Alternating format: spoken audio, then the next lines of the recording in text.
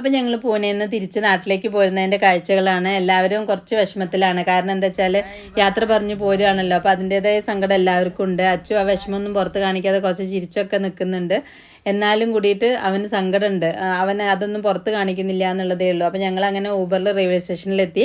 Railway സ്റ്റേഷനിൽ എത്തിയപ്പോൾ കുറച്ച് തിരക്കായിരുന്നു. ഞങ്ങൾക്ക് വണ്ടി കയറുന്ന കാര്യങ്ങളൊന്നും എടുക്കാൻ പറ്റിയില്ല.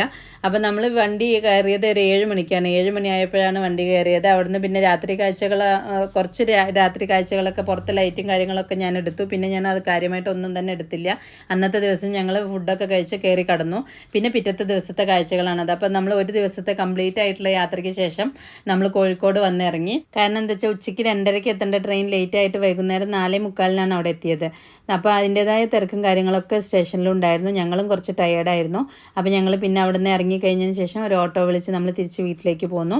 അപ്പോൾ ഇനി പുതിയൊരു വീഡിയോയുമായി കാണാം. ബൈ.